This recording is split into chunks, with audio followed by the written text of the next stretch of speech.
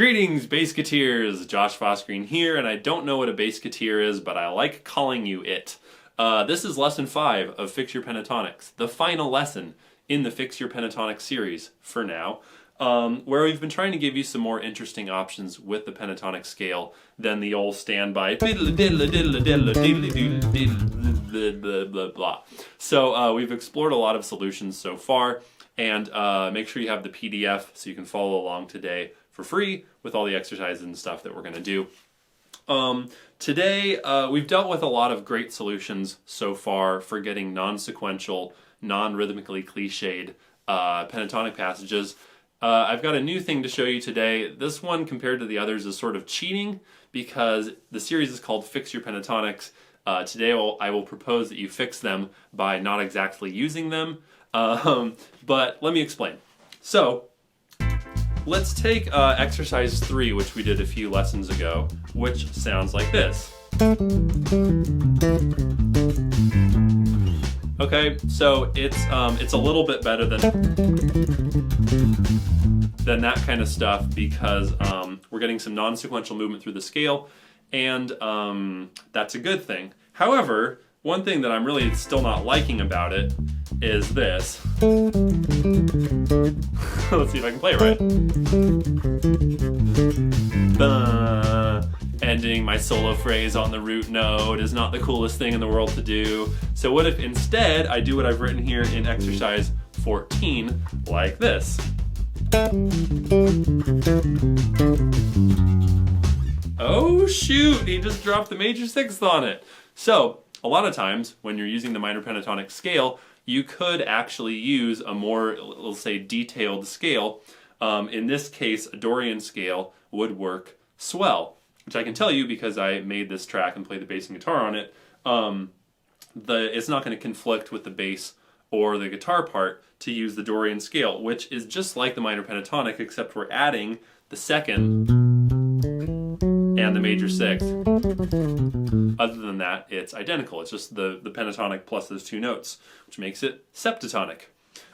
So a really easy way that you can work this to your advantage is to make your whole phrase pentatonic, but just resolve it on a non-pentatonic note, which hopefully will have a little bit more tension and intrigue than ending on a pentatonic note. So let's try exercise 14 together, which again is just like something we played in one of the previous lessons, but we're ending on the major sixth, getting all jazzy on it. Here we go. 1, 2, 3, 4. Here we go again. 3, 4. Oh shoot. So I just picked the sixth because it worked tightly as a resolution from the G that the previous bar was ending on. Depending on where your phrase ends, you might want to pick a different note. Let's just jump straight to exercise 15, which is just like something we played before. I'll play you as it was as exercise 5. It sounded like this. 2, 3, 4.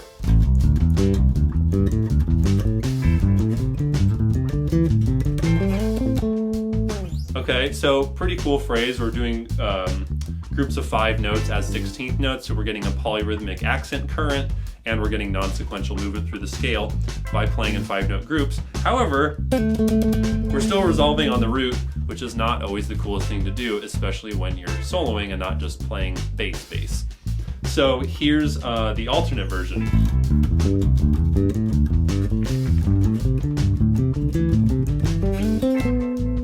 Oh, we went to the 9th.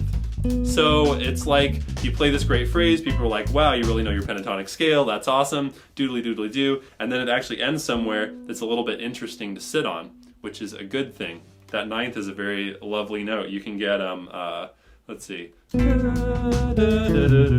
whatever that jazz standard is, or so lots of good things happen on the 9th. So let's try playing that together. Exercise 15. Just like exercise 5, but we're working with the 9th. And this one, you know what, actually I'm going to use my slow the tempo down magic, because I know that playing groups of 5 feels a little bit weird for a lot of people, and this comes at you a little bit fast. So here we go, 20 BPM slower. Okay, exercise 15. 1, 2, 3 E and a 4 E and a.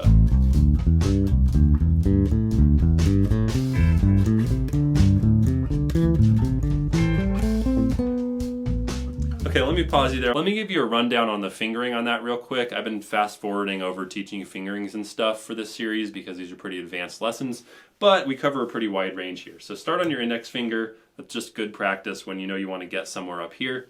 You're just in position for those first two groups. For the third group of notes, try to get to that shift on the fourth note of the group. 1, 2, 3, shift, 5.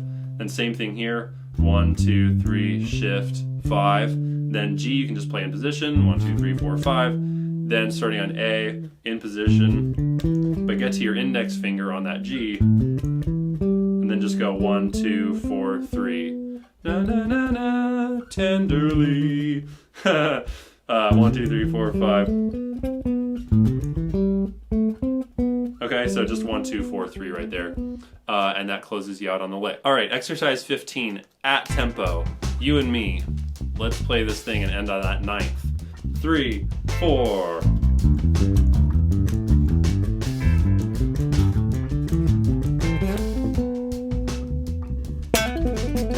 And then do a little bit of that. Let's do it again. Here we go.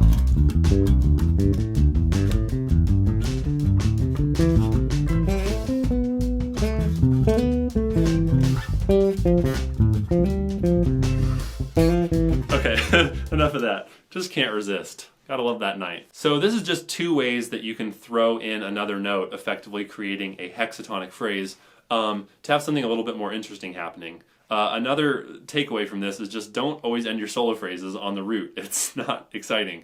Okay, so that's the end of Fix Your Pentatonics. We've discussed a number of solutions to lame pentatonic phrases. I hope that you'll take them out into the world and play some bass solos and fills that are worth listening to. Please share these videos with guitar players and bass players who do this too, but guitar players, I think they were the first ones to do these naughty things, and us bass players just got excited and copied them.